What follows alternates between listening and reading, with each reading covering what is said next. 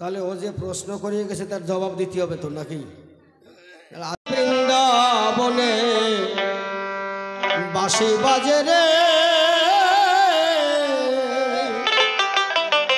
এখনো সেই বৃন্দাবনে, এখনো সেই বৃন্দাবনে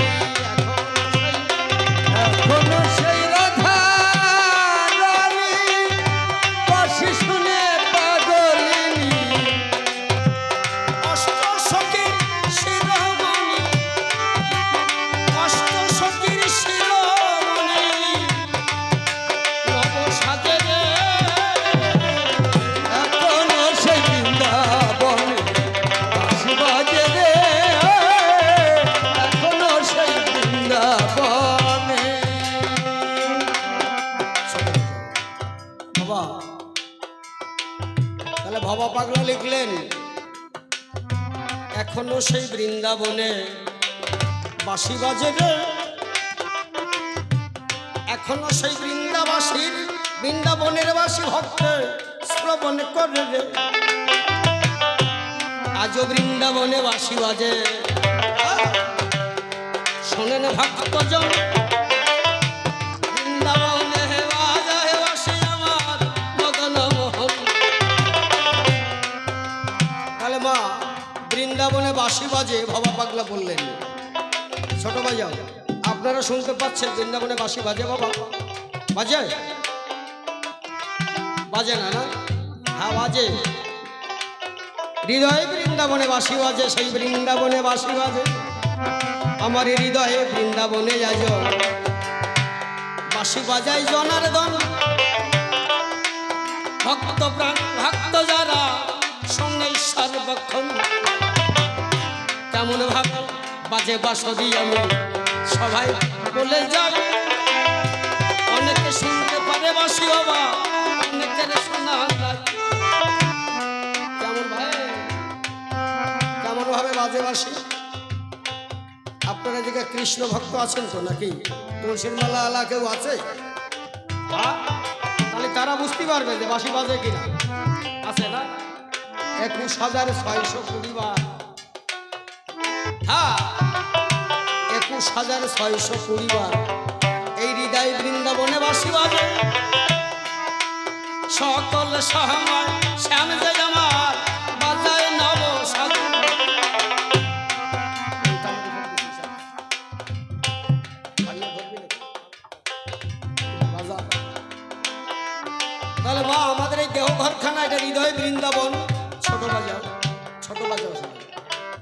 তাই হৃদয় বৃন্দাবনে বাঁশি বাজে প্রত্যেক দিন, প্রত্যেক সময়।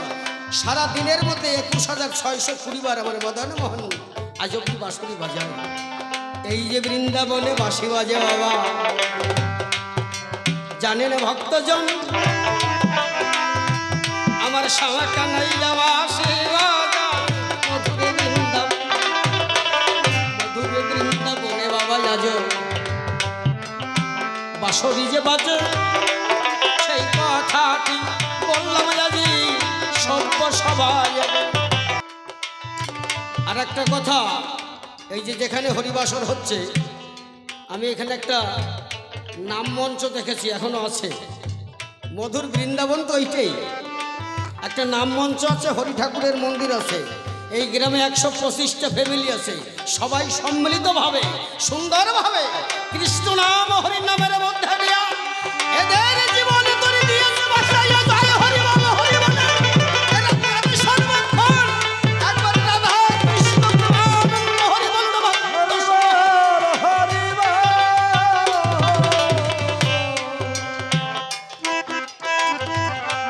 ভক্ত কেমন হতে হয় মা জানেন? শোনেন একটা কথা বলি বাবা, তোর ছোট বাজার ছোট্ট ছোট্ট গাই দিয়ে যাও।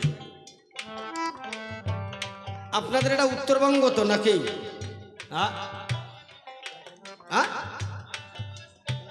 মানুষে আমিও তো তাই শুনি আইছি যেটা উত্তরবঙ্গ।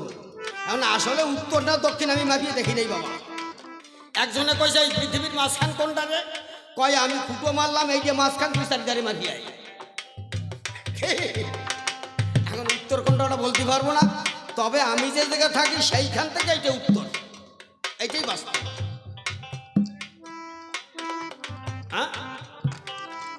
যাই হোক, আমার ওই আষাঢ়ের কথায় দরকার নেই, কাজের কথায় আসে। আপনারা ধৈর্য ধরে বসেন, আমি গানটা শেষ করি, তারপরে কিছু কথা বলি আপনাদের। এখনো সেই গাভীগুলি প্রচারণে উড়ায় ধুলি, সেই গাভীগুলি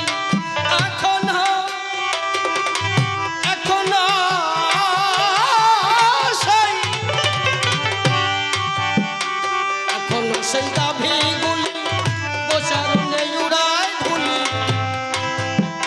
সকার সঙ্গে তোলা তুলি, সকার সঙ্গে তোলা তুলি কৃষ্ণ সাজে রে। এখনো সেই বৃন্দাবনে বাঁশি বাজে রে, এখনো সেই বৃন্দাবনে, এখনো সেই ব্রজবালা সামনে বাঁশি শুনে হয় উতলা। এখনো সেই ব্রজবালা তোমরা ছিনে হয় উতলা, এখনো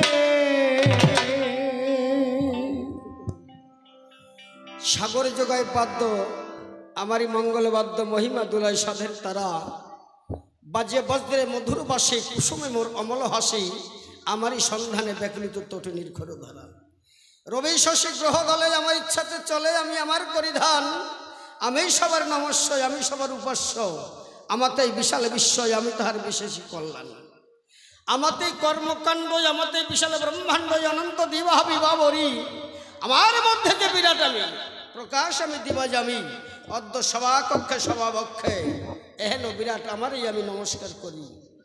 যাই হোক মনশিক্ষা শেষ করে কবিগানের সূত্র ধরে সভাকক্ষে দাঁড়াইতে চাই। এই কবিগান শুনবার তরে এলেন যত নারী আর নরে প্রত্যেকটি ভক্তা ভক্তের চরণ পরে আগে আমার শ্রদ্ধার্ঘ নিবেদন জানাই। তার ভিতর দিয়ে অনেক কথা যাব কইয়া কথা মিথ্যা নয়। কি বলবো আপনাদের গোচর এই যে আপনাদের এইখানে যে হরিবাসর এখানে আমার জীবনের প্রথম দর্শন দিলাম এই হরিবাসর আঙ্গিনায়। এইখানের কমিটি পক্ষ যারা আছে সবাই মিলে একসঙ্গে মিলে গেছে যেভাবেই হোক কালেকশন করে ভিক্ষা করে হরিবাসর করেছে রচনা। এই হরিবাসর কেন রচনা করে শোনেন যত নারী নরে সেইটা করতে হবে একটুখানি বর্ণনা। দেখেন প্রত্যেকটা লোকের বাড়ি আছে খুলে বলি আপনাদের কাছে কারো বাড়িতে কিন্তু বৈষ্ণব সেবা একার পক্ষে দেওয়া সম্ভব হয় না। আমরা যারা সনাতন ধর্মের মানুষ বটে খুলে বলি আপনাদের নিকটে প্রত্যেক বাড়িতে বৈষ্ণব সেবা ভক্ত সেবার করতে হয় আয়োজন। যদি বাড়িতে হরিভক্ত বৈষ্ণব ভক্ত অন্ন করে গ্রহণ তার সেই বছরের বাড়িতে অভাব অভিযোগ থাকে না। এই জন্য হরিবাসর করতে হয় বাড়িতে রচনা। তা বাড়িতে আমরা পেরে উঠি না কি সেই কথা করি বর্ণনা। গ্রামের ছেলে পুলে আবাল বৃদ্ধ বনিতা একসঙ্গে হয়ে এই হরিবাসর রচনা করার উদ্দেশ্যে তারা উদ্বুদ্ধ হয়। কেন? সবার কাছ থেকে ভিক্ষা করে এনে শোনেন যত জ্ঞানীজনে এই হরিবাসর রচনা করে এই প্রাঙ্গণে। কেন? এই প্রাঙ্গণে হরিবাসর রচনা করলে পরে আপনারা শোনেন নারী নরে সাধু বৈষ্ণব অনেক আসতে পারে। সাধুর বাতাস লাগবে তখন অন্তরে মিথ্যা কথা নয়। সাধুর বাতাস লাগলে অন্তরে শোনেন যত নারী আর নরে হরির নাম করলে আর না করলেও সাধুর বাতাস যদি আগে গায় সেই অনায়াসা শ্রী গোবিন্দের মোক্ষ পদ পায়। এই জন্যে আমার ভক্ত প্রাণ মানুষ যারা নিয়ে তারা হরির ভক্তের ভাবধারা এই হরি সেবার করেছে আয়োজন। আপনারা যে যেখানে থাকেন আপনারা আমার কথা নেবেন। প্রত্যেক বছর যখন কমিটি হরিবাসর করবেন আপনারা যোগ্যতা অনুসারে একটু বেশি করে তাদের অর্থ সাহায্য করবেন সর্বক্ষণ। এই অনুষ্ঠান চালাতে হলে শোনেন যত জ্ঞানী দলে অর্থের আছে প্রয়োজন। এইবার অর্থ যদি না হয় কি বলবো আপনাদের সবাই তাহলে কিছু হয় না এই দুনিয়ায়। তাহলে কমিটি যখন আপনাদের কাছে যাবে আপনারা জ্ঞানী সবাই আমার কথা নেবেন। তাই সামর্থ্য মতো শোনেন যত ভক্ত অর্থ কিন্তু এদের যোগান দেওয়া চাই। এদের অর্থ দিলে পরে তাহলে তো হরিবাসর হতে পারে, মিথ্যা কথা নয়। আজকে কিন্তু হয়েছে মতো অনুষ্ঠান কি বলবো আপনাদের স্থান, কিন্তু হয়তো কয়েকদিন আগে কিংবা পিছনে এখানে নামযজ্ঞ হতে পারে, ইহা সুনিশ্চয় নাকি? নামযজ্ঞ তো হয় না? তাহলে হয়ে গেছে, তাহলে আমরা বাদ পড়িয়ে গেছি সেই জায়গায়, তাহলে আর বাদ পড়া যাবে না। এবার আসবো মোটামুটি টেয়ার ফালি চলে আসবো নাকি? যাক, এবারে বন্দনা করে সবাই যেতে হবে আমার কাব্যদ্বন্দ্বের ভূমিকায়, কভু মিথ্যা কথা নয়। আমার নামটি অসিত সরকার, আগের কথা হয়তো উৎপল দিয়েছে বক্তৃতা, আমার সঙ্গে কিন্তু আসবে আমার দাদা ভাই। যাই হোক, আজকে উৎপলের কথা মতো আপনারা শোনেন ভক্ত যতই আমি দিয়েছি দর্শন। আজকে কবি গান গাইতে আপনারা শোনেন সাধু মহন্তে দুই পক্ষের দুই দিকে করতে হবে অবতরণ। এক দিকে থেকে আপনারা শোনেন জ্ঞানী লোকে হয় না কবি গান, দুইজন দুই পক্ষ নেয়। আমি বলি সভ্য সভায় এরাই দ্বন্দ্ব করে, দ্বন্দ্বের পরে মীমাংসা হয় সভ্য সভার স্থান। তাহলে সে নারদের ভূমিকা নিয়া আমাকে কৃষ্ণের ভূমিকা দিয়া কিছু প্রশ্ন করিয়া, প্রশ্ন সবাই করেছে উত্থাপন, কৃষ্ণের ভূমিকায় আমায় দানি শোনেন যত জ্ঞানীগুলি বলেছে কৃষ্ণ জনার্দন তুমি আমার কথা নেবা, আমার প্রশ্নগুলি ধরে ধরে জবাব দেবা, শুনিতে আমার আছে আকিঞ্চন। তাহলে আমার নামটি অসিত সরকার, আমি বলি সভ্য সবার পরে মিথ্যা কথা নয়, সেই অসিত নামটি বাদ দিয়া এইবার কৃষ্ণের ভূমিকা ধরিয়ে দাঁড়াতে হবে সভ্য সভায়। আচ্ছা, ঈশ্বর পরম কৃষ্ণ সচ্চিত আনন্দ বিগ্রহ আদিরাদি গোবিন্দ সর্ব কারণে কারণম, তাই যদি হয় এই স্রষ্টার, এই সৃষ্টির স্রষ্টা যিনি, আপনারা শোনেন জ্ঞানী গুণী, তাহলে আমি একজন সাধারণ মানুষ, সে ভূমিকা আমার পক্ষে হয়ে যাবে তাই নাকি? কৃষ্ণের ভূমিকা তো সবার নেওয়া সম্ভব না নাকি? কৃষ্ণের তো 16,008টা রমণী আছে, খুলে বলি আপনাদের কাছে, তাও তো সে লীলা করে চলেছে। আচ্ছা, আমার যদি গোটাচারি কয় আমি শীতইয়ে ভরবো না নাকি? আপনারা কি করেন? তাহলে ওই ভূমিকা নেওয়া যায় নাকি? তাহলে যখন কবি গান গাইতে হবে, আপনারা জ্ঞানী সবে আমার কথা নেবেন, তাই সেই ভূমিকা নিয়ে যাব কিছু কথা কইয়া। আগে হে কৃষ্ণ নটবর জনার্দন, তোমার শ্রীপাদ পদ্মে আমি প্রণতি জানাই। তুমি থাকো যে দেশে, তুমি আমায় ভালোবেসে, হে গোবিন্দ তুমি আমার কথা নিও আমার হৃদয়াসনে বসে। তোমার মুখানিসৃত বাণী তুমি আমার অধর দিয়ে সেই কথাগুলি ভক্ত সম্মুখে তুলে ধরিও। যাই হোক, এ বিষয়বস্তু করে সায়, এবার আমি কৃষ্ণের ভূমিকায় আসরে হলাম দণ্ডয়মান, যেভাবে করেছে প্রশ্নপত্র খুলে বলি সভাগাত্র, সংক্ষিপ্ত আকারে তাহার দিতে হবে সমাধান। তাহলে কৃষ্ণ ভগবান, আমি বলি তো অবস্থান, তুমি আমার কথা নেবা। এই বিশ্ব চরাচরে শোনেন যত নারী আর নরে, সমস্ত মানুষ যজ্ঞ করে, কাকে পাবে? কৃষ্ণ ভগবানকে পাবে বলে, তাই না? তাহলে তুমি কৃষ্ণ নটবর অনাদিরাদি গোবিন্দ হয়ে তুমি যজ্ঞ করছো, এই যজ্ঞের অর্ঘ্য কার পায় দেবে? কিসের জন্য যজ্ঞ করা বলেন দেখি? তাহলে কৃষ্ণ তুমি আমার কাছে বলো, হে কৃষ্ণ নীলদল, বলো আজি সভাতে আসিয়া মানুষ যে যজ্ঞ করে সেই যজ্ঞ অর্ঘ্য দেয় তোমারে, কিন্তু তুমি যে যজ্ঞ করছো এই যজ্ঞের অর্ঘ্য কারে দিবে? কি তোমার মনে ভাবিয়া এই যজ্ঞ আরম্ভ করেছো? এইখানে হবে জবাব দিতে। আপনারা শোনেন জ্ঞানী সতে, ভক্তের মানে রাখিতে, ভক্ত আর ভগবানের মিলন ক্ষেত্র তৈরির জন্য শ্রীকৃষ্ণ ভগবান এই যজ্ঞ রচনা করেছিলেন। কেমন? আমার কৃষ্ণের চাইতে ভক্ত অনেক বড়। নারদ তুমি আমার কথা ধরো, কৃষ্ণ তো সাধারণ, কৃষ্ণের চাইতে ভক্তের মান অনেক বেশি। কেমন জানেন? এই বিশ্ব চলে যার নির্দেশে, সেও একজনের নির্দেশে চলে। সে নির্দেশককে কি হয়েছে বাবা তোকে? ঈশ্বরের নির্দেশে বিশ্ব চলে, আমার কৃষ্ণের নির্দেশে বিশ্ব চলে। আর কৃষ্ণ চলে ঈশ্বরের নির্দেশে, এই সাধুর নির্দেশে। সাধুকে, সাধু যদি নির্দেশ করে, আমার ভগবান মানে এই চরাচরে, সাধুর কথা আমার ভগবান আগে শুনে। কেমন? ছোট্ট একটা ঘটনা কই। কেমন ঘটনা? একদিন এই নারদ ঋষিবর, কি বলবো যে আপনাদের গোচর, পথ দিয়ে হেঁটে যাচ্ছে, হেঁটে যেতে যেতে কি বলবো যে আপনাদের সাক্ষাতের নারদের কিন্তু ক্ষুধা লেগে গেছে। নারদ তখন এক বাড়িতে গিয়া মা বলে ডাক দিয়া বলিছে সেই রমণীরা, মা তুই আমার কথা নিবি, আমার বড় খিদে লেগেছে। মা বলি তোর কাছে আমাকে কিছু খেতে দিবি? ওই যে বাড়ির রমণী ছিল সে কিন্তু বাহির হয়ে এলো, দেখিবারে পায় সম্মুখে একজন ঋষি বটে, খুলে বলি আপনাদের নিকটে সে দাঁড়াইয়েছে আজ আমার দ্বারদেশে। সে ডাক দিয়ে আমারে বারে বারে কয়, মা আমার ক্ষুধা লেগেছে, কিছু খেতে দে আমায়, তুই আমার কথা নিবি, তোর ঘরে যা আছে খুলে বলি তোর কাছে প্রসাদ রূপে তুই আমাকে দিবি। ওই মা জননী পরিপক্কভাবে রান্না করে তিনি সেবার করেছে আয়োজন। সেবার আয়োজন যখন করে শোনেন যত নারী আর নরে, নারদ সেবা করেছে তখন। এই সেবা করার পরে নারদ ডাক দিয়ে বলে মায়ের ধারে, ওমা তোর সন্তান সন্ততি কিছু নাই?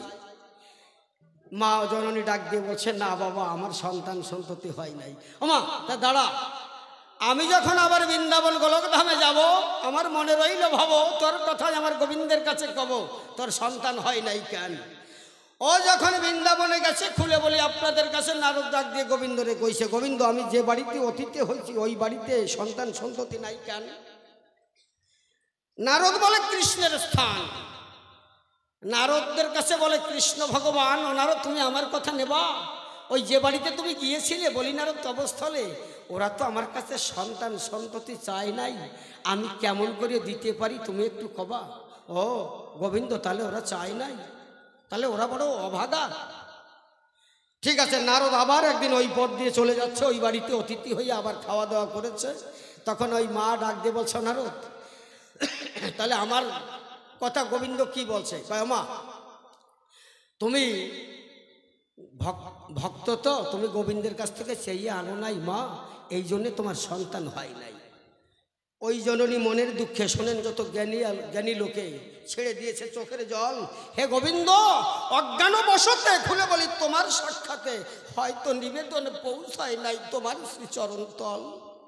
আমি চেয়েছিলাম, হয়তো তুমি বুঝতে পারো নাই। এই বলে নারদ যখন চলে গেছে, এক জটা জুটোধারী এক সাধু এসে ওই বাড়িতে আবার অতিথি হয়েছে। এক সাধু, এক সন্ন্যাসী এসে উপস্থিত হয়ে বলছে, মা আমাকে কিছু খেতে দিবি? ওই সাধু যখন ওই বাড়িতে গেছে, ওই মা যখন তাকে সেবার আয়োজন করে পরিপক্কভাবে যখন সেবা দিচ্ছে, সেবা দেওয়ার পরে এখন ওই সাধু জিজ্ঞাসা করে, মা তোর সন্ততি নাই? কয় না, একটা ঋষি আইছিল, সে খাইয়ে দাইয়ে কইয়ে গেছে আমি নাকি ভগবানের কাছে চাইয়ে আনি নাই, সেই জন্যে আমার হয় নাই। পোড়া কপালিয়া সাধু, ঋষি কোন জায়গায়?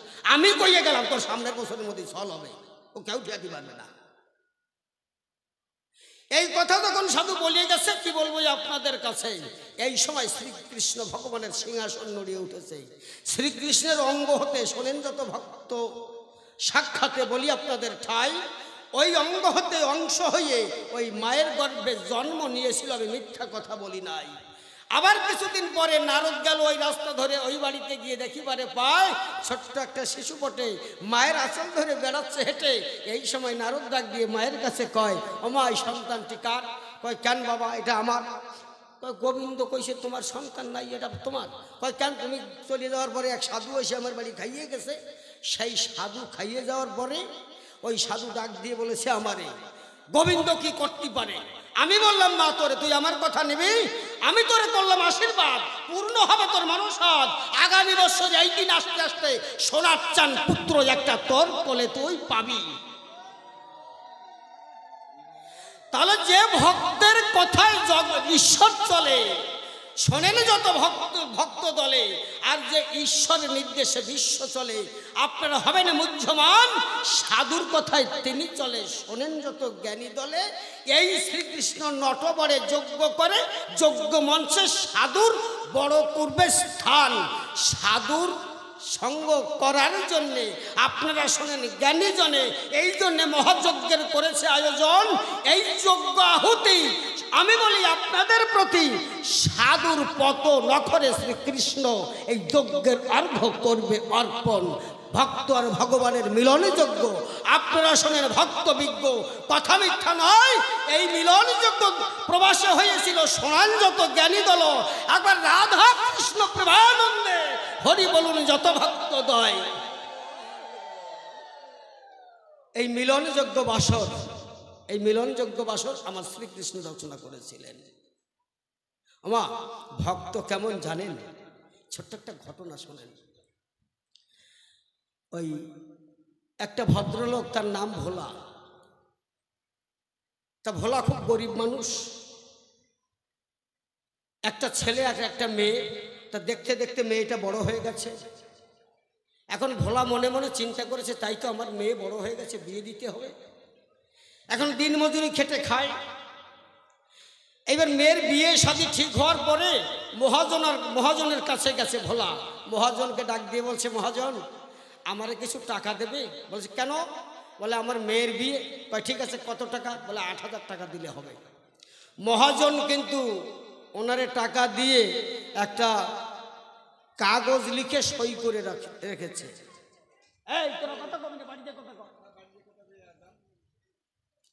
এখন এই কাগজে লিখে সই করে, যেমন আমরা টাকা পয়সা দিলে পরে ডেমি কাগজে লিখে নেই না, ঠিক তদ্রূপ মহাজন লিখে রেখেছে।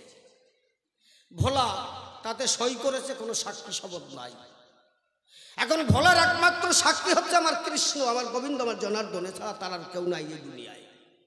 ও তখন বলেছে, হ্যাঁ রঘুনাথজি, আমি টাকা ধার নিলাম মহাজনের কাছ থেকে, কেউ না জানলো, তুমি সাক্ষী থাকবে।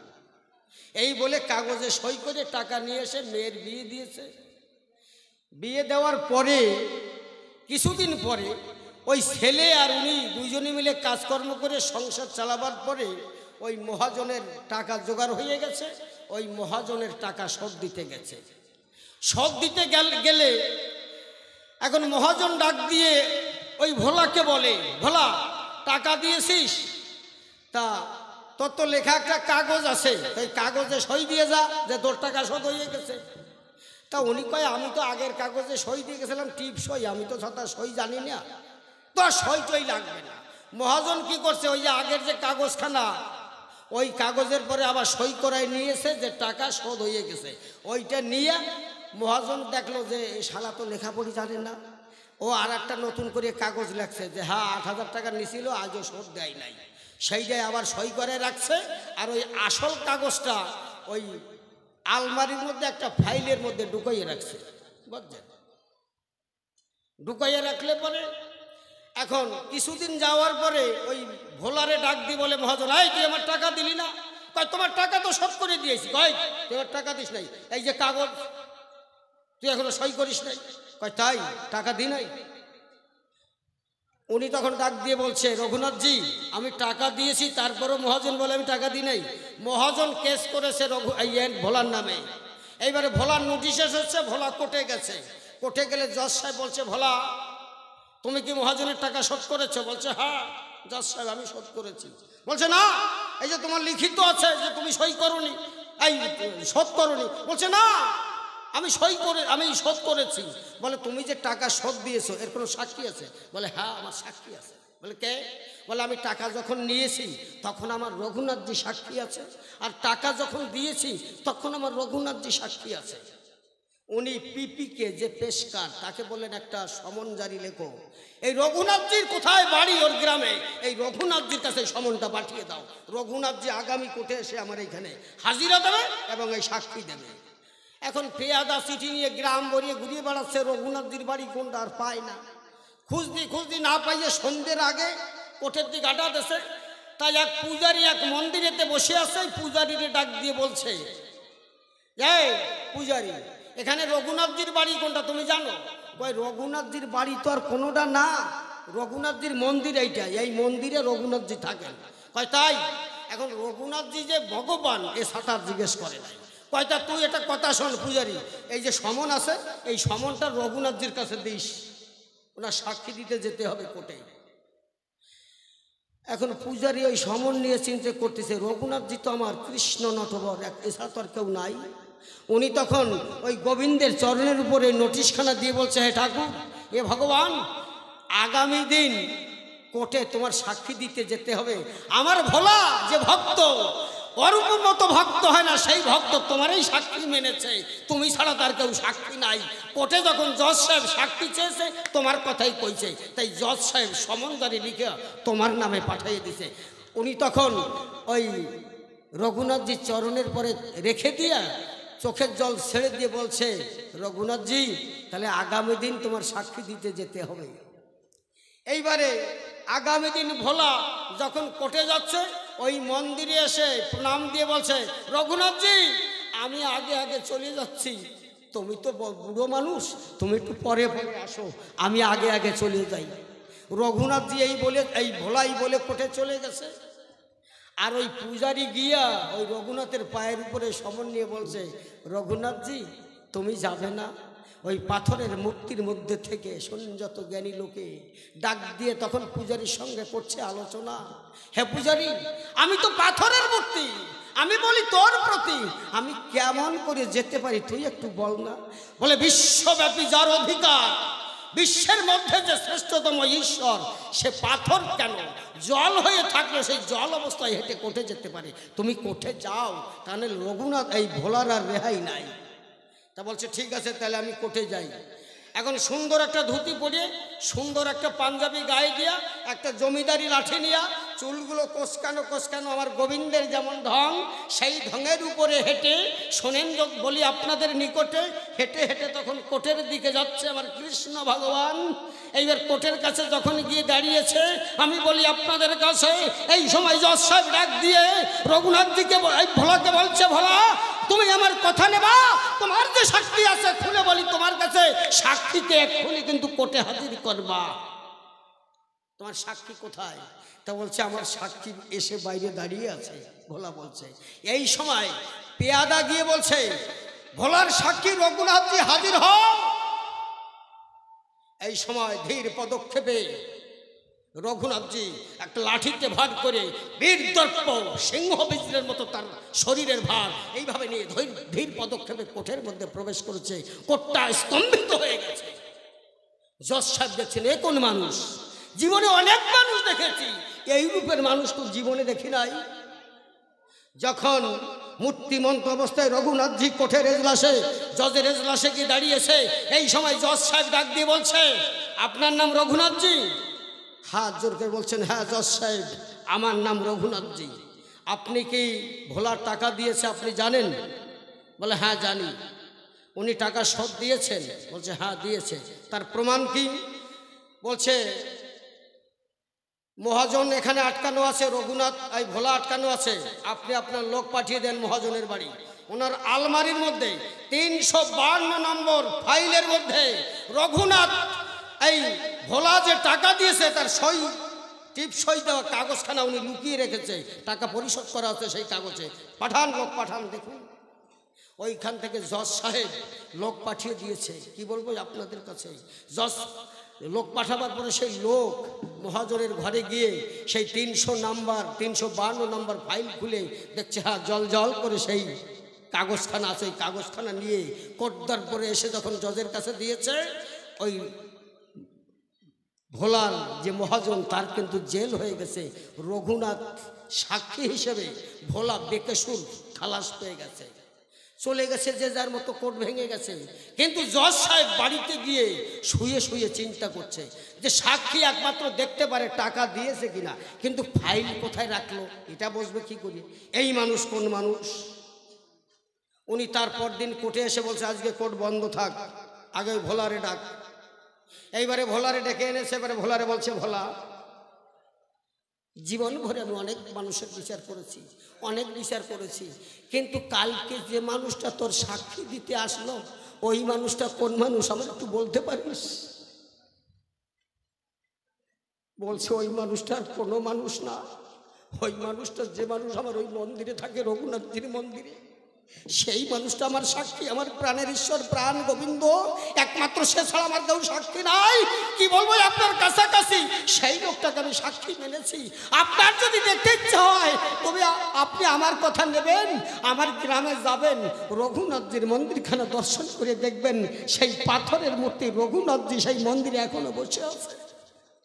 জজ সাহেব এজলাস ছেড়ে দিয়া চোখের জলে ভাসিয়া হরে কৃষ্ণ হরি বলিয়া ওই গ্রামে যখন দিয়েছে দর্শন, দেখে যে মানুষ আমার কোটে গিয়েছিল সেই মানুষ ওই পাথরের মূর্তি হলো। একবার কৃষ্ণ প্রেমানন্দে হরি হরি বলুন সর্বজন। থাকলে তো পাথরের মূর্তিতেও কথা বলে মা, আর যদি ভক্তি না থাকে আপন মা বাবাও ডাক শুনে না। তাই ভক্তি হচ্ছে সর্বশ্রেষ্ঠ, ভক্তি হচ্ছে সর্ব উৎকৃষ্ট। একমাত্র জগৎকে বাঁধিতে পারে ভক্তি ছাড়া আর কোনো সম্পদ মানুষের কাছে নাই। ভক্তি দিয়ে ভক্তির ঘরে বাধা পড়ে আমার প্রাণের কানে। যাক, প্রথম প্রশ্নের জবাব রাখলাম না, আমি অভাব করে গেলাম সার। তারপরের প্রশ্ন কি আছে খুলে বলি আপনাদের কাছে। ওই যজ্ঞাগারের ওনার মা কেন বেত্রা ঘাট খায়, তাই কইছে তো নাকি? বেতে যে যা অপকর্ম করবেন, যে যা পাপ করবেন, এ পাপের ভাগ আর কেউ নেবে না মা, যার যার পাপের ভাগ তার। একজন ওই কত 70 সাল না 72 সালে গন্ডগোল হয়েছিল, আমি অসিত সরকার হয়ে বলছি, কৃষ্ণের ভূমিকায় না। বাংলাদেশের যুদ্ধ হয়েছিল কত সালে? 71-এ যুদ্ধ হয়েছিল মা। ওই 71-এর যুদ্ধের সময় এক ভদ্রলোক, তার একটা ছেলে আছে একটা মেয়ে আছে, ছেলেটা একটু বড় মেয়েটাও বড়। তা ছেলে মেয়ে আছে, মা আছে। তা বউয়ের কথা শুনে কানা মাকে কটা চিড়ে ভিজানো দিয়ে উনি রাস্তায় ফেলে দিয়ে চলে এসেছিল, মাকে সঙ্গে আনে নাই। মা ছেলে চরম ধরে বলেছিল বাবা তুই জন্মের মতো আমার ফাঁকি দিয়ে চলে যাচ্ছিস, সেভাবে তুই যাস না, আমার নিয়ে চল। বউয়ের কথা শুনে মাকে আর আনে নাই। মা ওখানে বসে প্রাণ বিসর্জন হয়ে গেছে, মার জীবনে বেঁচে নাই। ওরা যখন এই দেশে এসেছে, ধনে জনে পরিপূর্ণ হয়ে বড় অবস্থায় অবস্থা করে নিয়েছে। কিন্তু ওই ছেলেটার মনে আছে আমার বাবা আমার ঠাকুরমাকে এই শাস্তি দিয়েছে, এখন ওই ছেলেটার বাবাকে সেই শাস্তি দেবে। তা কর্মফল এড়ানো যায় না। আপনারা শোনেন জ্ঞানীজনা, মিথ্যা কথা নয়। ওই যে শ্রীকৃষ্ণের মাতা যিনি, আপনারা শোনেন জ্ঞানীগুণী, উনি স্বর্গধামে ব্রহ্মযোগে যজ্ঞে ইন্দ্রদেবের ওই যজ্ঞের কর্মচারী হিসেবে ওইখানে নিয়োজিত হয়। যিনি ব্রহ্মজ্ঞানী, একমাত্র আপনারা শোনেন জ্ঞানীগুণী, সে ছাড়া ওই যজ্ঞের অধিকারী আর কেউ হতে পারবে না। তখন ওনার ভূমিকা কি? দেবহূতি। ওই ভূমিকা ধরিয়ে কি বলবো, আপনাদের ধারে গিয়েছিল যজ্ঞাগারে, ওই যজ্ঞগার পরিষ্কার পরিচ্ছন্ন করার জন্য। আমা এই যে মন্দিরে পূজা হয় না, আপনারা তো আসিয়া মন্দির টন্দির পরিষ্কার করিয়া সুন্দরভাবে পুজো টুজো করেন, অনেক কিছু করেন, কিন্তু এই মন্দিরে পূজা করতে গেলে এর কতগুলো নিয়ম নিষ্ঠা আছে। এইগুলো না মানলে আর নিজে সেইভাবে যদি না চলা হয়, যদি নিজে সেই ব্রহ্মে বিচরণ করা না হয়, তাহলে মন্দিরের অধিকারী হয় না। বুঝতে পারছেন? এই মন্দিরের অধিকারী হতে গেলে নিজেকে ব্রহ্মময়ী হতে হবে। ব্রহ্মময় কি? ব্রহ্মময়ের কথাটা একটু বলবো নাকি, আপনারা কি করেন? আচ্ছা বাবা, এই যে মতুয়াদের মধ্যে বলে এক নারী ব্রহ্মচারী সচ্চরিত্র রবে, আমি অসিত সরকার হয়ে বলছি, পরসতী পরপতি কবুরা স্পর্শিবে, তুমি না ডাকিলে হরি তোমাকে ডাকিবে, এটা কথা কইয়ে গেছে না? তাহলে তারক গোসাই লাগছে কি? এক নারী ব্রহ্মচারী সচ্চরিত্র রবে। অশ্বিনী গোসাই একটা গান লাগছে না, আমার সেই বুড়ো দাদু কই, এই যে তো মাথা জুলোই জুলোই গাইছে দুপুর বেলা, এই কামিনী কাল নাগিনী ফণিনীর বিশাল বিষ, ওদের নিঃশ্বাসে ব্রহ্মাণ্ড নাশ, না জেনে কেন হস্ত দিস। একটা গান আছে না অশ্বিনী গোসাই নাকি?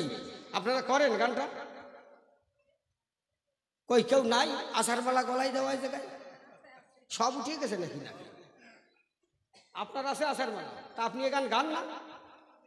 গান, এ গানের মানে কি? হ্যাঁ, এক নারী ব্রহ্মচারী সচ্চরিত্র রবে, তারক গোসাই এই কথা লিখে গেছে। আর অশ্বিনী গোসাই লাগছে ওই নারী কামিনী কাল নাগিনী। গান তো গাইয়ে যান, মাথা জুলোই জুলোই কি কায়দা, কিন্তু গানের মানে তো বদলাম না।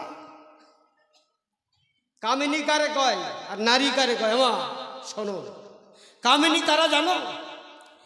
বৃহৎ নারদ পুরাণ থেকে একটা কথা বলি সভাবাকে, আপনারা জ্ঞানী লোকে করবেন শ্রবণ।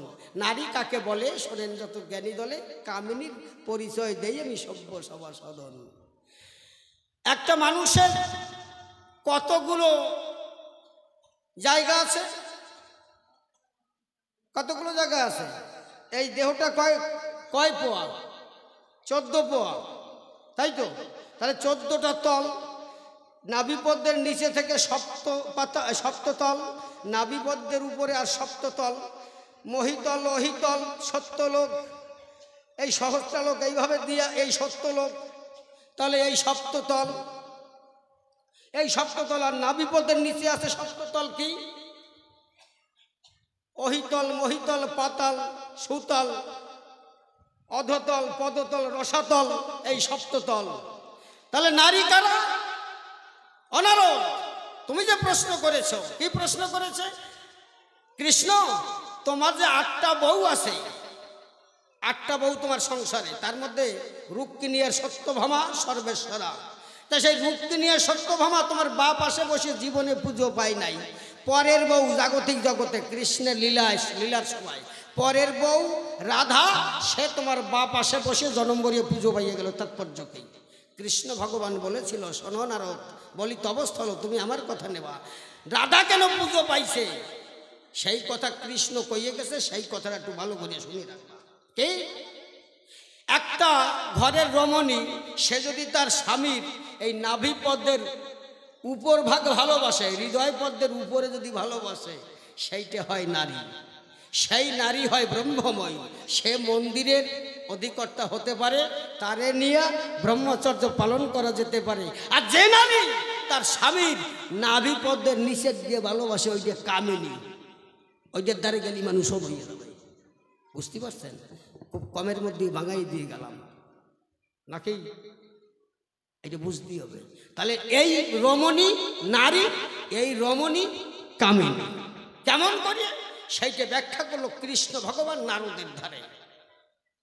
তাহলে যে যে কর্ম করে সেই কর্মের ফল তাকে ভোগ করতে হয়। কেমন? ওই যজ্ঞাগার যখন পরিষ্কার করছে, কি বলবো আপনাদের কাছে, এই সময় শিব গোসাই মনে করেছে যে ব্রহ্মময় নারী কিনা তাকে পরীক্ষা করতে হবে।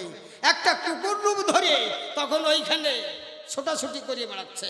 ওই ব্রহ্মময় নারী যখন বারে বারে বলছে সরে দিকে, ও যখন সরে না তখন ওই ঝাঁটার বাড়ি দিয়েছিল, ঝটিকা প্রবাহ করেছিল। ঝটিকা মানে ঝাঁটা, প্রবাহ মানে মাঠ। ঝটিকা প্রবাহ যখন দেয়, আপনারা শোনেন সবাই, তখন ওই কুকুর শিবমূর্তি হয়ে, আপনারা শোনেন জ্ঞানী দয় বসিয়ে তখন ডাক দিয়ে, এ ভূতিরে কয় আমা, তুই আমার কথা নিবি?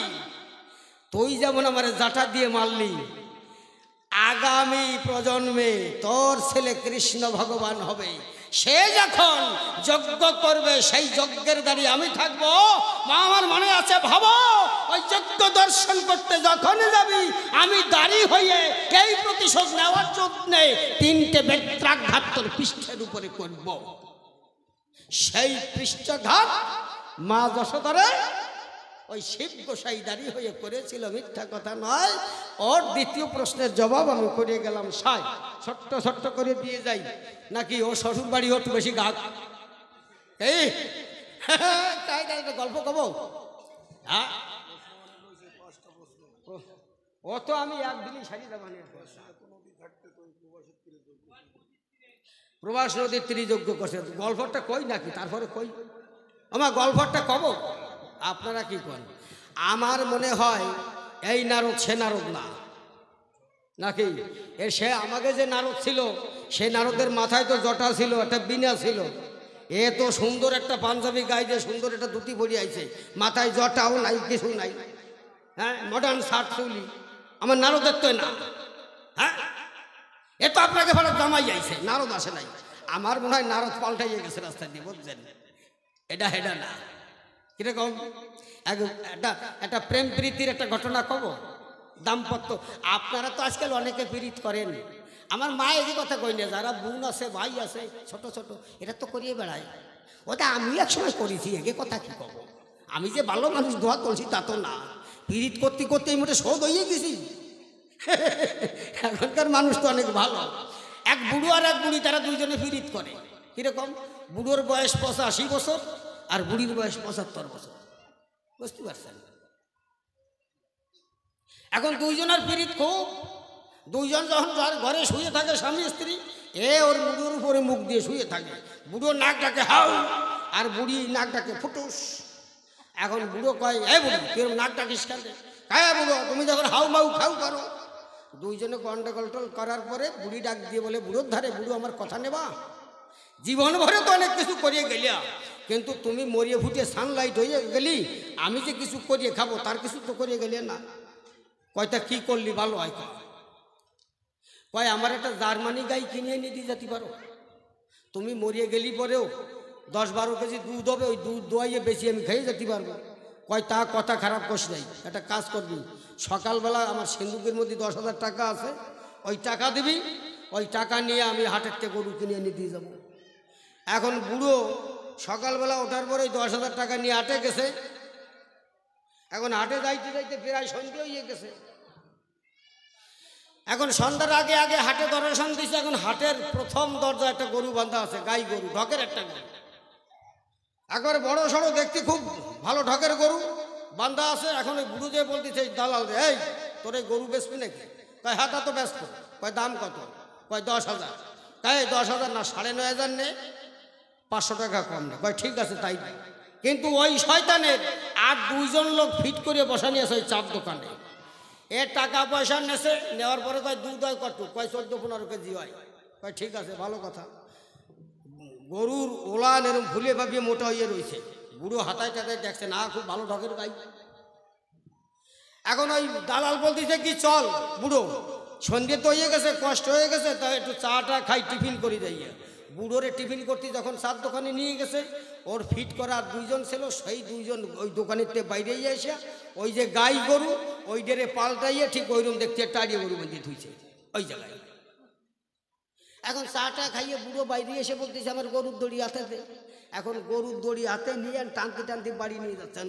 আর এ গরুর স্বভাব কি, রাস্তা ভরে যাচ্ছেন, বলছে হাম্বা। এখন বুড়ো করছে, ওরে গরু তোর ওলানে এত দুধের চাপ, বাড়ি চল, আমার বুড়ি তোর সাইজ করে ফেলবে, কোনো অসুবিধা নাই। বাড়ি যাইয়ে বারান্দার খুঁটিতে গরু বাঁধিয়ে থুয়ে বুড়িটি বলতে চায়, বুড়ি আমার চা দিচ্ছ কেন এখন আসরে? এই কথা তো কেউ শুনতে পারবে না, তোমাকে বুদ্ধি কেটা দেশে দাও, করা যাবে কি? এখন ওই বুড়ির বলতে চায়, বুড়ি শোন, জীবন ভরে তো লিকার চা খাইয়ে গেলাম, দুধ চা জীবনে কোনোদিন জোটে নাই, তো তুই আমার কথা নেবি, ভোর 3টের সময় উঠবি, উঠিয়া একটা বালতি আর তেলের বোতল নিয়ে ওই গরুর পালানটা একটু ধোয়াইয়া ওই জায়গাতে দুধ দোয়াইয়া নিয়ে আমার একটু দুধ চা বানাই দিবি।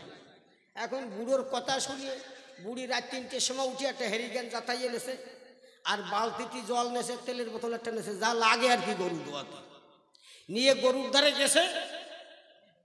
যাই এখন বুড়ি দেখতেছে ব্যাপারটা কি, মাঝখানে মুগুরির মতো একটা বাট কেন, আমাকে বড়াই গেতনের মার গরু আছে, তার তো ছোট্ট ছোট্ট 4টে বাট, এ শালার একটা কেন? বুড়ি ভাবতেছে জার্মানি গাই হতে পারে, বোধহয় দুধের চাপে বাট নেটাইয়ে সব কটা এক জায়গায় হয়ে গেছে। এখন বুড়ি আর এ চিনতে সে চিনতে না করিয়া ওই জায়গায় জল দিয়ে ধোয়াইয়া ওই জায়গায় তেল মাখাচ্ছে। আচ্ছা বোঝেন তো ওই জায়গায় তেল মাখালি ভাবটা কেমন হয়, খালি আপনি একটু ভাবিয়ে দেখেন। এখন ওই গরু ভাবতেছে ব্যাপারটা কি, আগে যে বাড়ি ছিলাম সে বাড়িতে মানে মেশিন এত যত্ন করে নেই, শালা এত যত্ন করে কেন? এখন বুড়ি ওই ঘষতি ঘষতি মাছদি মাছদি যখন বালতি নিচে ধুয়ে 2 হাত দিয়ে চোখ চাপিয়ে ধরে যখন কষাতেছে টান, ওই জায়গা টান দিলে পরে কেমন ব্যথা লাগে দেহের ভিতরে। এই মায়েরা ভালো না জানলেও যারা বসে আছে ভালো জানে, যারা আব্বা জান, এই কায়দা আছে। এখন যখন ওই টান দিয়েছে গরুর ব্যথায় মাথার ব্রেন খারাপ হয়ে গেছে, বুড়িরই চারচিত্তের করে ফেলাই লাথি মারিয়া। এখন বুড়ি কাতরাচ্ছে, বুড়ো কয় বুড়ি তুই কাতরাস কেন? কয় তোমার গরুতি লাথি মারছে কেন? কয় শালির বিটি গরুতি লাথি মারছে, তুমি দোয়াতি জানো না?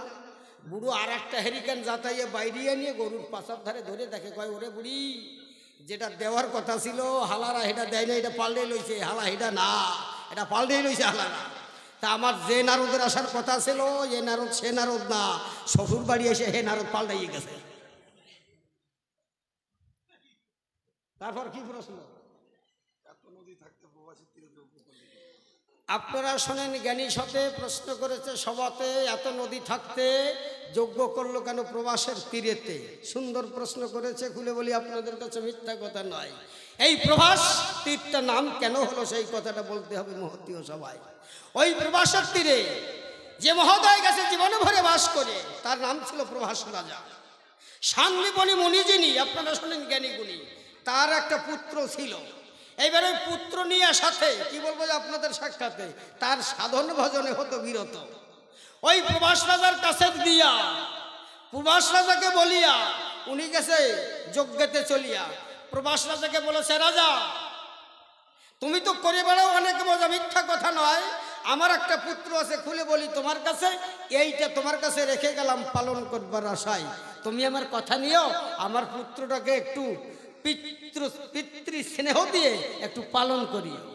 কিন্তু রাজা রাজার কাজ করে, আপনারা শোনেন নারী নরে। ওই পুত্র একদিন খেলিবার ছল করে যখন গিয়েছিল ওই নদীর তটে, ওই নদীর তটে যখন যায় কি বলবো আপনাদের সবাই, এই সময় কুম্ভীরে ধরে খেয়েছে তাকে, কুম্ভীরে ধরে খেলে পরে শোনেন যত নারী নরে। এই সময় কিছুদিন পরে মুনি তখন এসে ফিরে পুত্রের আবেদন রাজার কাছে করে। রাজা করে বর্ণনা, পুত্র কোথায় গেছে আমি তো জানি না। মুনি তখন ধ্যানস্থ হয়ে দেখিবারে পায় প্রবাসের তীরে আমার পুত্র গিয়েছিল। শোনেন যত জ্ঞানী দল, ওই প্রবাসের ওই নদীর জলের কুমির এসে আমার পুত্রকে খায়। তখন ওই জল তর্পণ করিয়ে শোনেন যত নারীর নরে অভিশাপ দিয়েছিল প্রভাস রাজারে, শান প্রভাস তোর হবে সর্বনাশ, তুই কথা রাখতে পারিস নাই, তুই আমার মর্যাদা রাখিস নাই, তুই কথা দিয়েছিলি আমার পুত্রকে পালন করবি কিন্তু সেই কথা রাখিস নাই। এই জন্য কথা ফেল করতে নাই, কথা দিলে সেই কথা রাখতে হয়, তা নাহলে অভিশাপে পড়তে হয়। এইটার বিশেষ প্রমাণ। তুই যখন আমার পুত্রকে লালন পালন করতে পারিস নাই, কি বলবো তোর ঠাই, যখন কুম্ভীরে ধরে খেয়েছে, তুই তো প্রভাস, তুই করেছিস আমাকে উপহাস, তুই আমার কথা নিবি। আজ হতে এই নদীর তটে ওই প্রভাসের নামে, এই নদীর নাম হয়ে এটা প্রভাসের তীর হয়ে তুই আমরণকালে এই প্রভাসের তীর হয়ে থাকবি। এই অভিশাপ যখন দেয় তখন প্রভাস রাজা ধরে মুনির পায়, বলে মুনিবর আমার কথা নেবা, আমার কবে উদ্ধার হবে সেই কথাটি একটু কবে আমার এই কথাটা শুনে আমার মনের বাসনা পুরোবা। তখন মুনি ডাক দিয়ে বলে, শোন প্রভাস, বলি অবস্থলে তুই আমার কথা নিবি। আজ হতে খুলে বলি তোর সাক্ষাতে আমার অভিশাপে অভিশপ্ত হয়ে তুই প্রভাস নদীর তীর হয়ে অনন্তকাল থাকবি। যখন দ্বাপর যুগ আসবে, আপনারা শোনেন জ্ঞানী হবে, যখন হবে কৃষ্ণ ভগবান, সেই কৃষ্ণ ভগবান হইয়া যখন এই প্রবাসের তীরে আসিয়া মিলন যজ্ঞ করবে, যখন এই প্রবাসের তীরে, সেই দিন এই যজ্ঞের পরে তুই সেদিন উদ্ধার হয়ে যাবি এই বৈষ্ণবের বাজারে। এই ছিল তার অভিশাপ, এই জন্য প্রবাসের তীর হয়েছিল, প্রবাসও পায় নাই মা। যাই হোক, তৃতীয় প্রশ্নের জবাব করে গেলাম। সাই কি বলবো আপনাদের সভায় আরও নাকি প্রশ্ন আছে বাকি, কি সে প্রশ্ন যাব না রাখি, প্রশ্ন একেবারে পরিষ্কার করে দিয়ে যাবো আপনাদের মদীয় সভায়। আপনারা দেখছেন ভেগধারী বৈষ্ণব এখন দেখা যায় না, এখন ব্যাংক ব্যালেন্স করে বলি আর ভেগধারী যায় না। আগে যারা ভেগধারী ছিল তারা ভেগ নিয়ে চলে গেলে আর কোনোদিন গৃহে ফেরে নাই, যারা ত্যাগ করে জীবনের মতো চলে গেছে, যারা ভোগ বিলাসিতার মধ্যে থাকে না। ভোগ বিলাসিতার মধ্যে আমার কৃষ্ণ ভগবানকে পাওয়া যায় না। তাই ভোগ বিলাসিতা বর্জন করা মানুষ যদি কেউ থাকে, আমি বলি সভ্য সভাবাকে, সে একমাত্র ছিল আমার রাধা রানী। আসন দেওয়া লাগে না তাকে, বিশ্বজোড়ায় আসন তার, বৃক্ষতলা তার সার, সে রাজপাটে বসার অধিকার করে নাই। যদি রাজপাটে কেউ বসে, সে কিন্তু প্রেমের লেশ মাত্র তার থাকে না, প্রেম প্রাপ্তি তার হয় না, কৃষ্ণ ভগবানকে সে পায় না। কেমন ভাবে? আমি কলিযুগের অসিত সরকার হয়ে একটা ঘটনা বলি। তাহলে রাজপ্রাসাদ থাকা অবস্থায় মানুষ ঈশ্বর প্রাপ্তি হয় না। তার রাধারানী উনি বিলাসিতা বা রাজপ্রাসাদ চায় নাই, উনি চেয়েছিল আমাকে পেয়েছিল, এই জন্য তার বিলাসিতার প্রয়োজন নাই, তার আসনের প্রয়োজন নাই, ফুলের মাপে তাকে মাপতে হয়েছিল।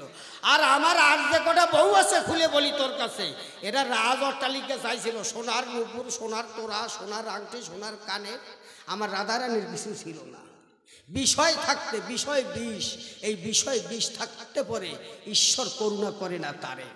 এই জন্য আমার রাধারানী সব দিয়ে সারে ঘরে একমাত্র কৃষ্ণ ভগবানকে সম্বল করে হা কৃষ্ণ হরি বলে কেঁদেছিল সর্বক্ষণ। কেমন? বিষয় থাকতে পাওয়া যায় না। আমি অসিত সরকার হয়ে একটু করি বর্ণনা।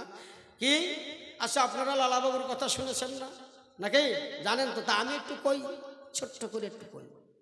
লালাবাবু একদিন তার দারোয়ানকে নিয়ে, আমার কথাটা শোনো, মন্দিরে পূজা দিতে গেছে। এখন মন্দিরের দ্বারে দারোয়ানকে দাঁড় করিয়ে রেখে, এখন উনি পুজো দিতে যখন মন্দিরের ভিতরে ঢুকছে, গোবিন্দের পায়ে যখন ফুল জল দিচ্ছে, আর ওনার জুতো ছিঁড়ে গেছে, মনে মনে ভাবতেছে পুজো দিয়ে আমি কলকাতা চিনাবাজারে জুতো কিনতে যাব, এই ভাবতেছে আর জল দিচ্ছে। মানে গোবিন্দের কথা ভাবতেছে না, জল দিচ্ছে, আমি চিনাবাজারে জুতো কিনতে যাব, জল দিচ্ছে, ফুল দিচ্ছে, আমি চিনাবাজারে জুতো কিনতে যাব। আচ্ছা, আমি আজকে এই জায়গায় এসে গেলাম, কালকে বাড়ি চলে যাব গান গাইয়ে। কালকে বাড়ি যাওয়ার পরে পরশুদিন যদি চোখ বুঝিয়ে আমি এই জায়গাটা দর্শন করি, আমি দেখতে পাবো না? তাহলে সূক্ষ্মরূপে আমার মনটা তো এখানে অবস্থান করবে নাকি? লালাবাবু তেমন পুজো দিচ্ছে আর মনে মনে ভাবছে। এই সময় রামদাস কাঠিয়া এসে ওই দারোয়ানকে জিজ্ঞাসা করছে, দারোয়ান তেরা বাবুজি কাহা গিয়া? বলে মেরা বাবুজি মন্দির মে। তেরা বাবুজি মন্দির মে নেই? হ্যাঁ, আমার বাবুজি মন্দিরে পুজো দিচ্ছে। না না, তোর বাবুজি আসলে জিজ্ঞেস করবি, তোর বাবু চিনাবাজারে গেছে কলকাতায়। কইয়ে রামদাস কাঠিয়া আটা দিছে। লালাবাবু পুজো দিয়ে বাইরে এসে দারোয়ান বলতেছে, বাবু একটা কথা জিজ্ঞাসা করবো? বলছে হ্যাঁ বলো। বলছে বাবু এতক্ষণ আপনি কোথায় ছিলেন? বলে মূর্খ কোথাকার, তুই দেখিসনি আমি পূজা দিতে গোবিন্দ মন্দিরে গেছিলাম। বলে না, আপনি বুকে হাত দিয়ে সত্য কথা বলুন তো, আপনি তো মিথ্যে কথা বলছেন, আপনি তো গোবিন্দ মন্দিরে ছিলেন না। বলছে মূর্খ দারোয়ান কোথাকার, আমি বলছি গোবিন্দ মন্দিরে ছিলাম। বলে না, আপনি বারে বারে ভুল জল দিচ্ছেন আর মনে মনে ভাবেন নাই যে আপনি জুতো কিনতে চিনিয়ে বাজারে যাব। লালাবাবু তো একজন রাজা বাদশাহ মানুষ, মনে মনে ভাবছে তাই তো, আমি চীনা বাজারে যাবো এটা আমি ভেবেছি সত্যই, কিন্তু দারোয়ান জানলো কি করে। এই সময় ওই লালাবাবু দারোয়ানের পায়ের উপরে পড়েছে। দারোয়ান, জীবন ভরে আমি কৃষ্ণ পূজা করে গেলাম, নাম গুণাগুণ কীর্তন করে গেলাম, জমিদারি করে গেলাম, কিন্তু কোনোদিন কারো মনের খবর আমি বুঝতে পারি নাই। বল দেখি বাবা আমার কাছে, কেমন করে তুই আমার খবর বুঝলি একটু বল না। বলছেন না বাবুজি, এটা আমার কথা না, একটা সাধু বাবাজি এসেছিল, সে আমাকে জিজ্ঞাসা করেছিল তোর বাবু কোথায়। আমি বললাম মন্দিরে। সে আমাকে বলছে না মন্দিরে নাই, সে চীনা বাজারে গেছে। বলে দারোয়ান রে, সেই বাবুকে খোঁজ, সেই বাবু কোথায় গেছে। আর খুঁজে সেই গুরুজিকে আর পাই নাই। তখন বাড়িতে চলে গেছে, লালার মন উচ্চাটন হয়ে গেছে, আমি আর এই অসার সংসারে থাকবো না, আমি মধুর বৃন্দাবন যাব। তখন লালাবাবু তার মেয়েকে বলছে, মা আমাকে একটা সন্ন্যাসীর বস্ত্র করে দি না। ওই মা সরলা তখন একটা বস্ত্র করে দিল। ওই বস্ত্র পরিধান করে আমার লালাবাবু মাথায় নামের নামাবলী বেঁধে জয় রাধে রাধে বলে, হরে কৃষ্ণ হরি বলে উনি জন্মের মতো চলে যাচ্ছে বৃন্দাবনের পথে। বৃন্দাবনের পথে যখন যাচ্ছে, বৃন্দাবনের কাছাকাছি গেলে রামদাস কাঠিয়ে ডাক দিয়ে বলছে, এই লালা এই ধারাও। লালা ভাবছে ব্যাপারটা কি, আমি তো এদেশে কোনোদিন আসি নাই, আমার নাম জানলো কি করে। উনি তখন বুঝতে পারলো অন্তরে এই লোকটাই সেই সাধুজি হতে পারে। উনি পায়ের উপরে গিয়ে বলছিল যে গুরুদেব আমাকে একটু নাম দেবেন, আমাকে একটু দীক্ষা দেবেন। তখন গুরুদেব বলেছিলেন, লালা, কোনো মানুষের আত্মযশমান প্রতিষ্ঠা বিলাসিতা ভোগ বিলাসিতা যত সময় থাকে সে কৃষ্ণ প্রাপ্তি হয় না, তার নাম প্রাপ্তি ঘটে না। এই যে আপনারা দীক্ষা নেন না, তুলসীর মালা 3 পেজ করে নেন, এ তো ট্র্যাডিশন, ধারাবাহিকতা, নিতে হয় তাই নেই। ওটা না বাবা, যদি দীক্ষা মন্ত্র নিতে হয় আত্মযশমান প্রতিষ্ঠা যত সময় থাকবে তত সময় ওং ক্লিং কৃষ্ণায় নমঃ তার মুখে উচ্চারণ হওয়া নিষেধ। ইহা বাস্তব বৈষ্ণব সাহিত্যের কথা। তা লালারা, যদি ভোগ বিলাসিতা বিষয় আসে ত্যাগ করতে পারো, তুমি আমার কথা ধরো, তাহলে নামের অধিকারী হতে পারো, তাহলে নয়। তাহলে এইখানে আমার কথা থাকে, আমি বলি নারদকে, আমি এইবার কথা বলি কৃষ্ণের ভূমিকায়। আত্মযশমান প্রতিষ্ঠা থাকতে কৃষ্ণ প্রাপ্তি হয় না এ জগতে। সেই জন্যে আমার রাধারানী সব কিছু ত্যাগ করে আসন নিয়েছিল ধুলাতে, একমাত্র আমাকে পাওয়ার জন্যে। এইটা হচ্ছে সত্য। জায়গার আছে কোনটা আছে? হ্যাঁ, এই আর এক সালার কাল কলি বৃন্দাবনে কোন কেটা করছে, বৃন্দাবনে নেমন্তন্ন দেয় নেই। আচ্ছা, বৃন্দাবনের নিমন্ত্রণ না দেওয়ার কারণটা কি আমি ছোট্টের মধ্যে কই, ও তো আবার আসি আরো কিছু কবে, আমার তো ফিরে আসতে হবে। বৃন্দাবনে নিমন্ত্রণ দেয় নাই একটা কারণে, কি রাধারানী এই যে প্রবাসের তীরের যে যজ্ঞ, এই যজ্ঞের পরে তার লীলা সম্বরণ করবে, আর তিনি এই দেশে থাকবেন না। ওইটা আমি অন্তরে বুঝে আমি মনে করেছিলাম রাধারানীকে জন্মের মতো হারাবো, রাধারানীকে আমি হারাতে চাই না। আমি জানি লীলা সম্বরণ করবে, তাও মনকে বাঁধিতে না পেরে আমি বলেছিলাম নারদের ধারে, ও নারদ তুই আমার কথা নিবি, বৃন্দাবনে তুই কখনো যাবি না। কেন? বৃন্দাবনে নিমন্ত্রণ দিলে পরে আমার রাধারানী এই যজ্ঞে আসতে পারে। আমার রাধারানী যদি এই যজ্ঞে আসে, সেই দিন আমার রাধারানীর জীবনের মতো এই লীলা সংগ্রহ করে সে চলে যাবে, আর কোনোদিন রাধার সঙ্গে আমার দর্শন হবে না। মনে পাবো আমি বেদনা, এইটা মনে করে আমি জানি লীলা সংগ্রহ করবে, তবুও অন্তরে বুঝাইবার তরে এই জন্যে নিমন্ত্রণ দেই নাই। তা তোরে আমি মানা করলাম, তুই গেলি কেন? ওইটা বড় সিটিং বাজ। হ্যাঁ, আমি অল্প অল্প করে কইয়ে গেলাম, তার আমার এমনি কষ্ট হয়েছে, রাত জায়গা মানুষ তো, আর ট্রেনে যা কষ্ট হয়েছে আজকে আসা যেত না। কালকে আমরা ফিরে চলে যাচ্ছি, যে আমরা আজকে যাব না। আমি অসিত সরকারে বলি ট্রেনে উঠতেছি না, আর 30 সেকেন্ড 40 সেকেন্ড বাকি আছে। আমরা কইছি না আজকে আর যাওয়া হবে না এই ভিড়ির মধ্যেই। তখন ওই টিটিকির সঙ্গে আলোচনা করিয়া কিছু পয়সা ওকে দিয়ে ওই হ্যান্ডিক্যাপের বগিতে আমরা শুয়ে পড়েছি, তো শুয়ে পড়ে আইছি, বুঝছেন, সবকটা হ্যান্ডিক্যাপ হয়ে আইছি আমরা, একটাও ভালো মানুষ হয়ে আসি নাই। তা আসিয়া এখন বুঝতেছি সত্যি হ্যান্ডিক্যাপের বগিতে এসে আমি হ্যান্ডিক্যাপ হয়েই গেছি। আমি গান গাতে পারতেছি না, কথা বলতে আমার কষ্ট হচ্ছে। এই কায়দা আছে। তা কি করব, এরা তো কালেকশন করতে কইছে, এখন আমি তো আর ভিক্ষে করতে আসি নাই। আপনারা যদি কিছু যে যা পারেন উঠে চলে যেতে হবে না, যে যা পারেন যদি দেন খুব ভালো হয়, কারণ কমিটি বড় অসহায় অবস্থার মধ্যে আছে। কারণ ওই আপনারা কদম বাড়ি গেছেন কেউ গণেশ পাগলের আশ্রমে? গণেশ পাগলের ভক্ত যারা কত বড় কাঠ ফাজিল চিন্তা করতে পারেন, এনে কেউ থাকলে সে অপরাধ নেবেন না। দেখবেন আমার শান্তি হরিচাঁদ গুরুচাঁদ সত্যভামা, তারপরে যে কটা ঠাউর বাড়ির ঠাউর আছে সব কটার মূর্তি তৈরি করিয়া গণেশ পাগলের মন্দিরই থুয়ে দেছে, সবার ঠালায় একটা, সবার সামনে একটা করে ভিক্ষার ঠালা দেছে। মানে আমার ঠাউরের গোষ্ঠী বিক্রিয়ে দেবে আর ওই পয়সালারা খাবে। আর আমার যে তোর ভিক্ষে করালি হবে না, আমি তোর ভিখারি না। তবু আপনাদের কাছে আমি দান চাইতেছি, আপনারা যে যা পারেন একটু দেবেন। আমি একটা গান গাই নাকি?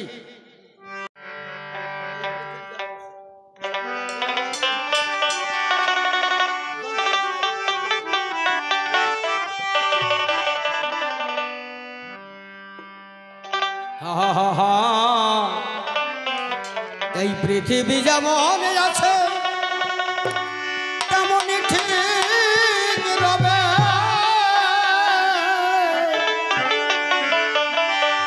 সুন্দর এই পৃথিবী ছেড়ে একদিন চলে যেতে হবে।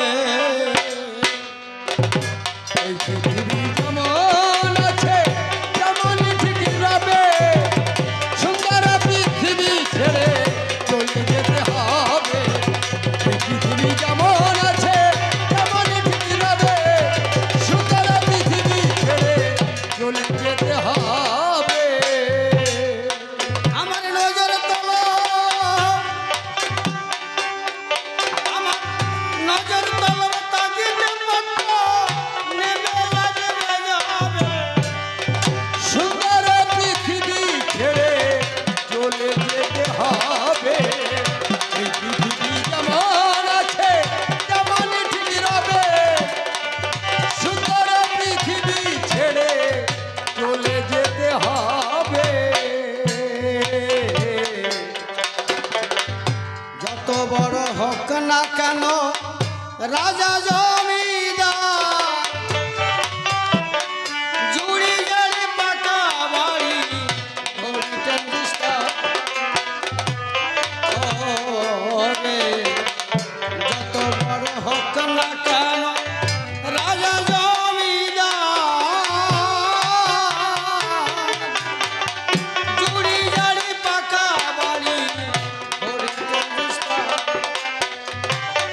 সেদিন থাকবে না তার কোনো অধিকার, থাকবে না তার কোনো অধিকার, বিষয় বৈভবে। সুন্দর পৃথিবী ছেড়ে চলে যেতে হবে।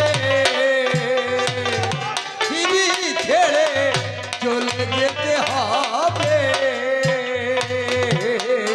এদিন মহাকাল ঘুমিয়ে বুঝিবে দুই চোখ, পাড়াপড়শি প্রতিবেশী পাবে কিছু শোক। ওরে যেদিন মহাকালে ঘুমিয়ে বুঝিবে দুই চোখ, পাড়াপড়শি প্রতিবেশী পাবে কিছু শোক। সেদিন আমি এই পৃথিবীর লোক ভুলে যাবে সবে। সুন্দর পৃথিবী ছেড়ে চলে যেতে হবে।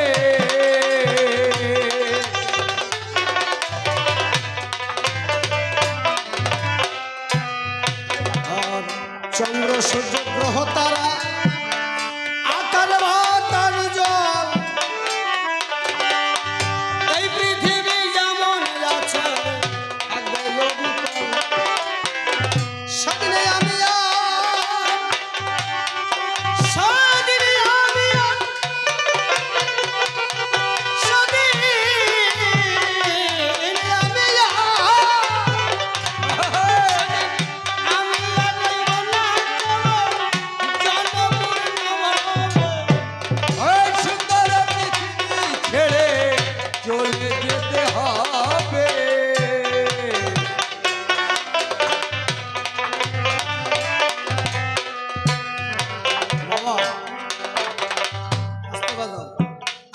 সবাই মিলে গাচ্ছে সুন্দর পৃথিবী ছাড়িয়ে চলে যেতে হবে, তাহলে সবাই আমরা বুঝ দিছি, তাই না? চলে যাওয়া লাগবে, তা বাঁচিয়ে থাকতে কি একবার ভাবি? ছোট, এই জগতে কেউ মরে গেলি, আমার খুব আপনজন মরে গেলেও আমি খুব, অনেকে বলে আমি শোকাহত, আমি সমবেদনা জানাই, আমি কিচ্ছু জানাই না। কেন জানেন? আপনাদের সঙ্গে আজকে আমাদের কথা দেওয়া আছে, আমরা এখানে গান গাইতে আসবো, তাহলে আমরা গান গাইতে আসতে পারলাম, এটা আমাদের সার্থকতা। তাহলে আপনি যখন এই দেশে এসেছেন বাবা, আপনি তো মৃত্যু সার্টিফিকেটটা সই করে বগলদাবায় নিয়ে এসেছেন, তাহলে আপনি আপনার কথা রাখার জন্যে এই দেশ ছেড়ে চলে যাচ্ছেন, এতে আমার সমবেদনার কি? এতে আমার আনন্দ হওয়া উচিত যে দেশের খেলা সাঙ্গ করি আপনি আপনার পরম দেশে চলে যাচ্ছেন। এইখানে আমার ঈশ্বরের কাছে নিবেদন, হে ঠাকুর, তোমার সঙ্গে যা কথা দিয়েছিল সেই কথা রাখতে তার খেলা সাঙ্গ করিয়ে সে আবার তোমার কাছে ফিরে যাচ্ছে, তুমি ভালোভাবে তাকে নিয়ে ঠাকুর। সমবেদনা কি গো, শোকাহত কি গো? হ্যাঁ, মায়ার জগতে মায়াময় বদ্ধ জীব আমরা জগতে, তাই মায়ার মোহে পড়ে আমরা শোকাতুর হই, শোকাহত হই, সমবেদনা জানাই, কিন্তু এগুলো অবাঞ্ছনীয়, এগুলো বাঞ্ছনীয় নয় নাকি? চলে যাবা বুঝতে পারতিস, তাহলে কান্নাটা খুশি।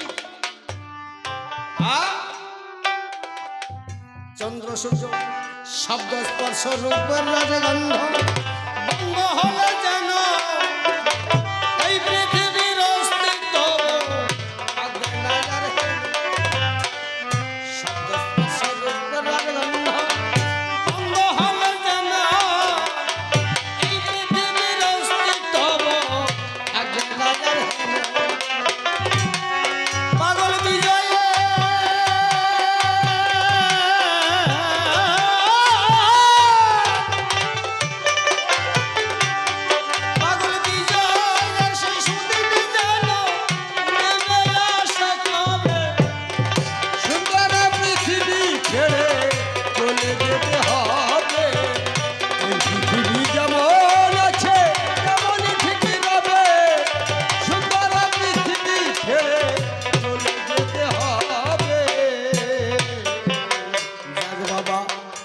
ভাবেতে প্রশ্নপত্র করেছিল দান, ধরে ধরে এক এক করে দিলাম সমাধান, অল্পে অল্পে সমাধান দিলাম, শুনলেন জ্ঞানী লোক, আনন্দ এলো জানি এই সব হলো, যে ভাবের ওই প্রশ্নপত্র সবাই দিয়ে গেল, ছোট্ট ছোট্ট রূপে তাহা সমাধান হইল। অনেক কষ্ট হয়ে গেছে বাবা, গান গাইতে মনের ইচ্ছা নাই, তবু যখন এসে গেছি একটুখানি গাই, কালকে যদি দিন ভালো থাকে আমার কথা নেবে, একটু সকাল সকাল জানি সবাই আসবে, পরাণ ভরে গাইব গান, কালকে রইয়া সবে নিমন্ত্রণ করে দিলাম আমি সভ্য সবার আসবে, প্রথমবারে বেশি তাই আমি বলবো না, এইখানে সাই করলাম আমি আমার আলোচনা, এইবার জানি সভাতে হাসিবে, হাত তো তুলে জানি গানের কথা করে, সেভাবে ভাববার আছে উঠাইয়া লয়, নারী নরে বসিয়া যেন শুনবেন সবাই, তবে প্রথমবারে বেশি তাই বলবো না ছেড়ে দিয়ে যাব তোমার কাব্য আলোচনা, আর তারে বেশি কথা বলার দরকার নাই, এইখানেতে আমার ভাবে সঙ্গ করতে চাই, আর তবে বেশি কথা বলবো না, নারদ কি যে বলে আমার শুনতে যে আনবো না, কনে ভাবে কনে কথা বলে সবার ঠাই, সেই কথাটি একটু আমি শুনিবারে চাই, আরো তত্ত্ব যদি ওই যে আসলে উঠাই, তাহার সমাধান হবে এসে সবাই, তবে বেশি কথা বলার আমার আর প্রয়োজন হবে না, এইখানে ছেড়ে দেবো আমার আলোচনা, এইদিকে দেখে আমি যত মাত্র জাতি সকলের চরণে আমি করি যে প্রণতি, এইদিকে দেখি আমি যত ভক্তজন সকলের চরণে আমি করিল বন্দন। তবে এখানে তাই আমার ভাবে সঙ্গ হয়ে গেল রাধা প্রীতে প্রেমানন্দে। হরি বল।